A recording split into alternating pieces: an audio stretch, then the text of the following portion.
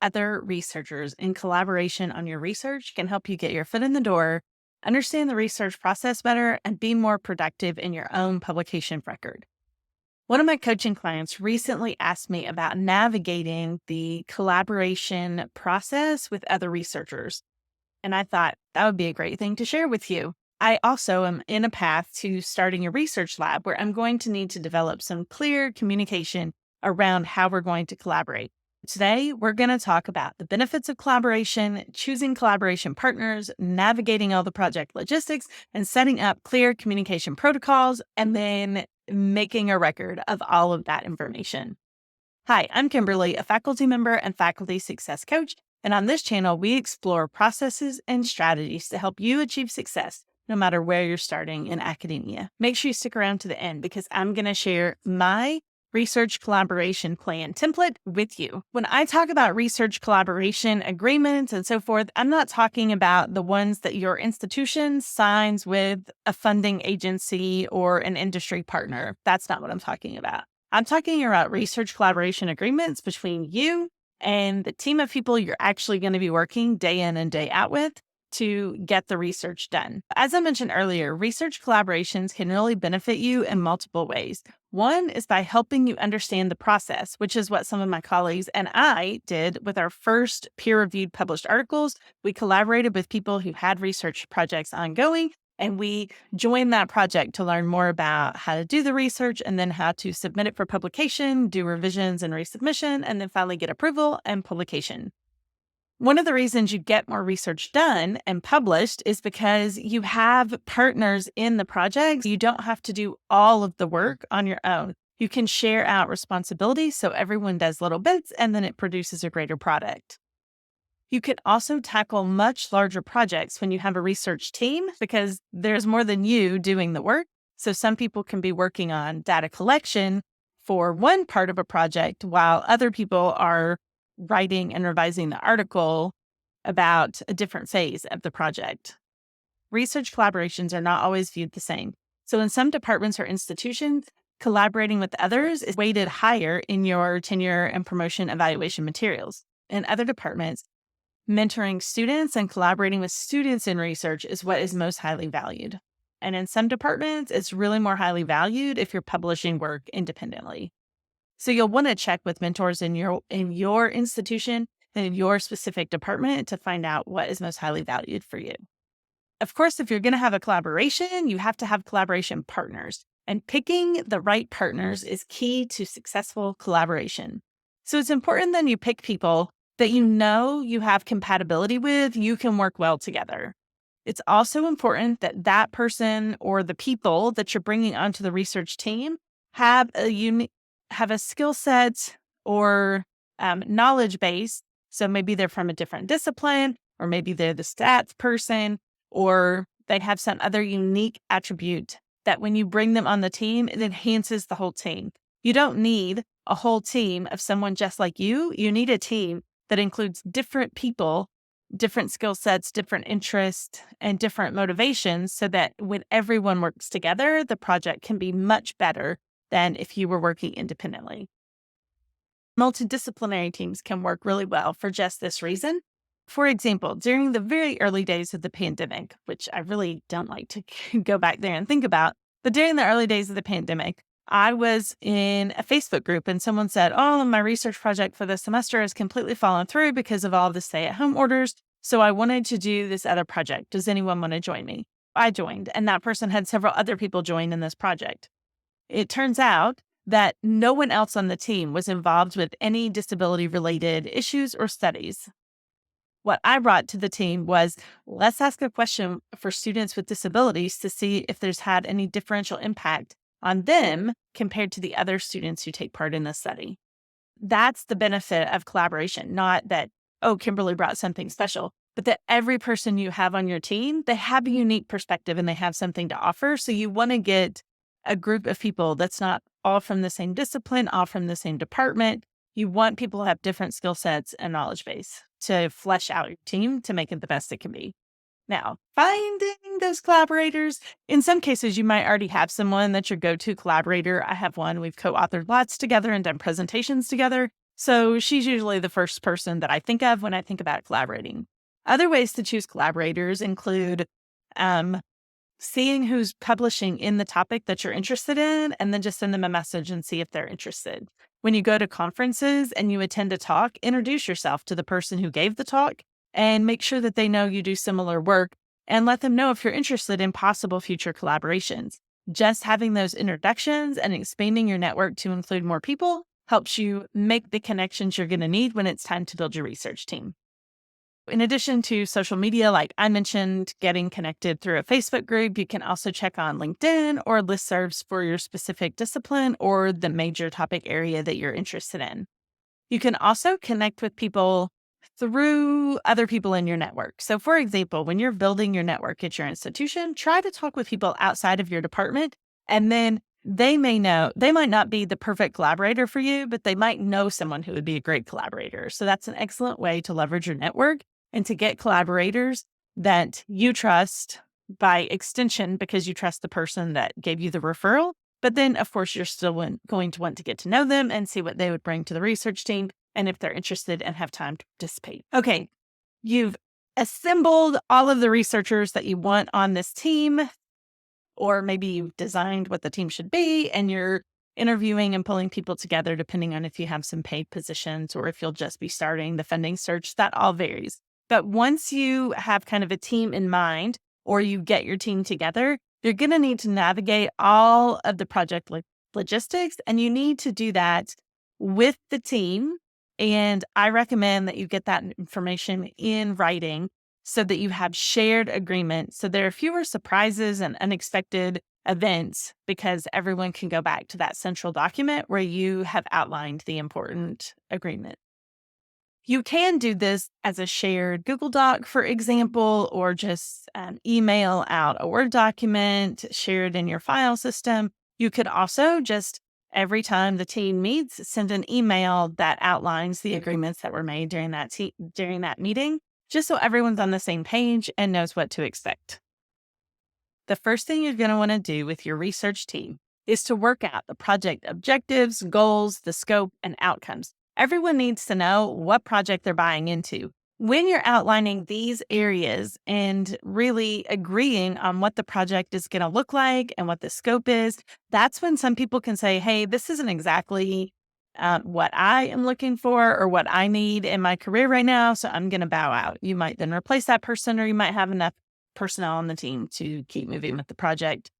But it is essential so that everyone knows where you're starting, why you're doing this research, and what kind of outcomes you want to have as a result of the research. That is the first step. Then the most important thing is to agree upon the key roles and responsibilities of the team members. Well, if you're the one setting up the team, you're probably going to be the PI, or the principal investigator is usually what it's called on grant applications. You can still call yourself a PI even if it's not a grant funded project. So that's the main person who's guiding the direction of the research study. And that person has that responsibility to keep people kind of on track and following the agreed upon objectives, goals, scope, and outcomes. Now, those things might change and shift slightly over time, but it's going to be a group decision to decide if those are changing. And the PI is going to be the one to kind of make those final decisions. It should be a group process, but they're still the ones that are doing most of that guiding in the process.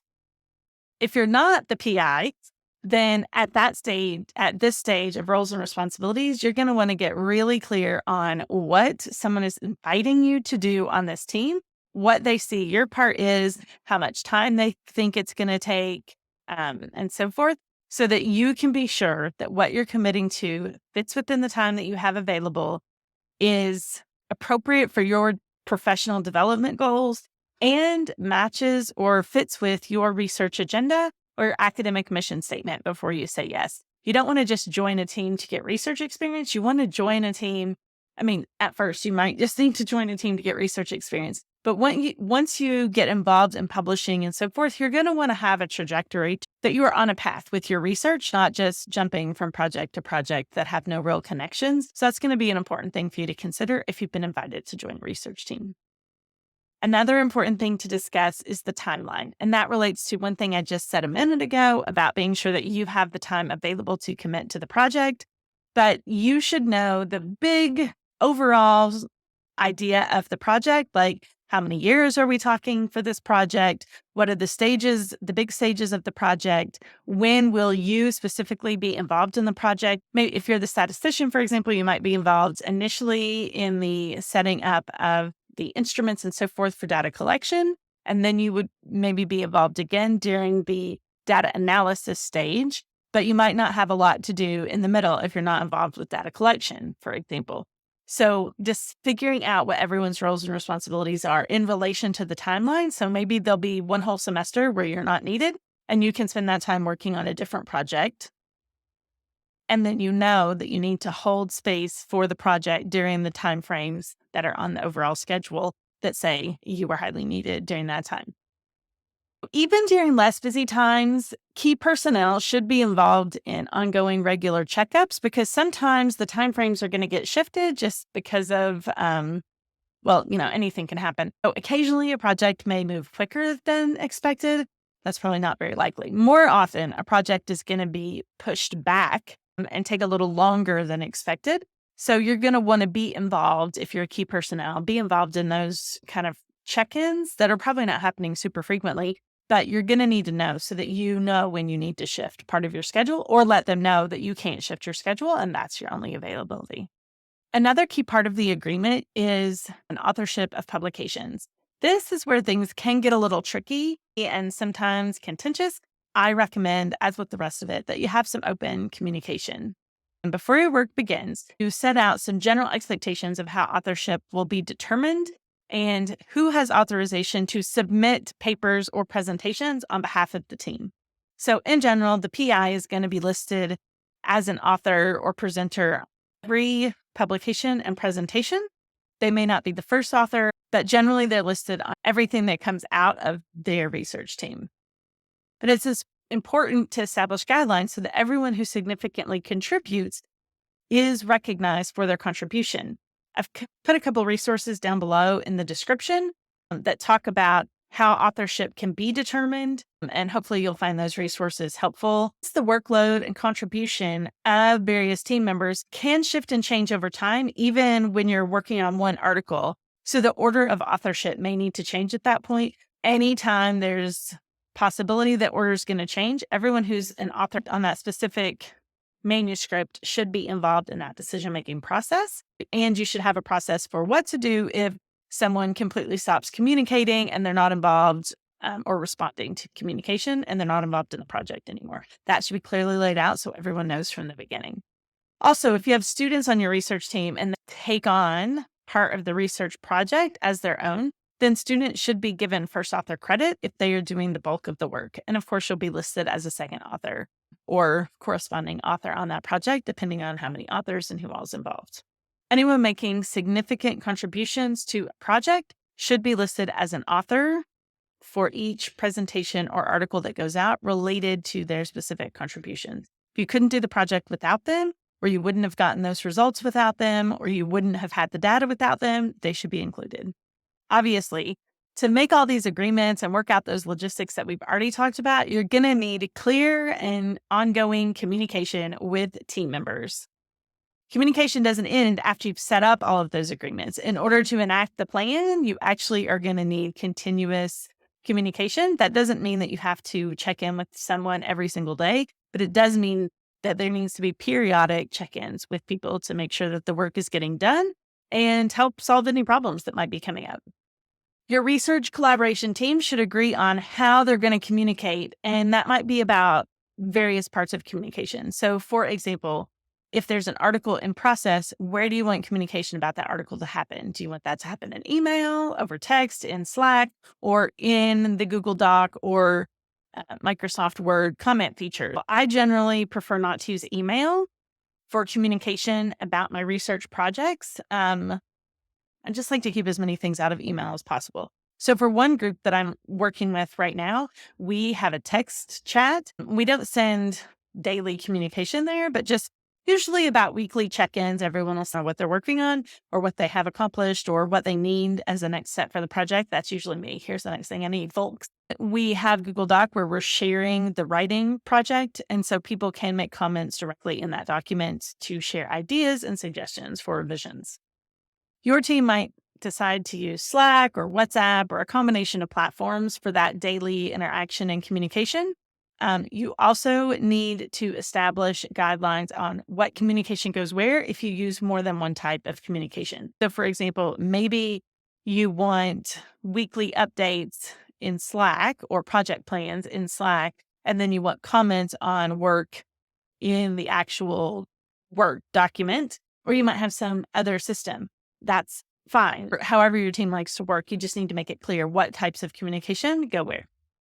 Regular check-in meetings with the large team should be scheduled at intervals that make sense for your team. And then you might also have smaller sub-team meetings that kind of rotate. So the PI is going to be involved in multiple projects and making sure and knowing where everyone is. They might also have a team manager or a project manager who does, like you saw the moving parts in order. That depends on the structure of your team. People are more likely to attend a team meeting if it's scheduled already on their calendar in advance. They know when it is. They know that there's an agenda. They know they're expected to be there. So make those expectations clear in your agreement. During team meetings, any formal and official meetings for sure, but also if you have a brainstorming work session, you should take notes from that meeting. Some people would call them minutes. You don't have to be that formal, but you should definitely take notes from the meetings and then put those notes in the agreed upon location. Most problems that come up with research collaboration relate to communication and not asking questions. Well, if something comes up and you're not sure, should I do this or not do this? Then you should have a place to ask those questions and feel comfortable in asking those questions. So, as I mentioned, I think formalizing the agreement is a key ingredient to success. It doesn't have to be contract. Formalized agreements help reduce surprises and misunderstandings because they can include information about who owns the data, what the specific steps someone needs to take, or can that person go ahead and submit that on their own? Should they bring it to the team? How do they bring it to the team? Who's going to be listed as presenters? All of that should be spelled out and what the process is and who gets approval. So in general, a member of the team can't just go seek external funding or present at conferences without clearing it with the rest of the research team. I am getting ready to start a new project that is going to require that I have a research team, not just me and the person I usually collaborate with. Going to need a little bit more than that.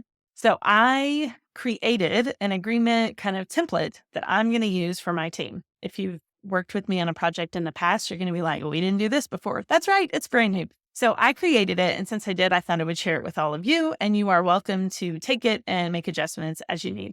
The link to that template is in the description, and I hope it's really helpful for you as you navigate the expectations of your team members so that things can go more smoothly and keep a good working relationship with the people that you're working with. There are fewer hard feelings if everything is spelled out up front, and then it opens the doors to further communication if things need to change in that agreement. Today, we talked about the importance of outlining your project goal and objectives, assigning roles and responsibilities, and having clear communication around all of the logistics of running the team, including the timeline of when things should get done, everyone's responsibilities, and how authorship is going to be determined. I hope these ideas were helpful and will help you as you embark on future research projects with collaborators, be that just one other person or a whole slew, a whole team in a research lab. So if you've got additional resources or information on how to effectively run a team or ideas, experiences you've had, I would love it if you would drop those in the comments below so we can all learn from each other. So best wishes on your next research collaboration. If you like this video, please give it a thumbs up and hit subscribe so that you get notifications on the next videos I produce. Doing those things really helps YouTube send this video out to more people that it might help. I can't be the only one that wasn't fully sure how to make a collaborative research agreement. Don't forget to check out the description for the research collaboration agreement template that I am sharing with you. Thanks for watching and keep exploring to find what works for you.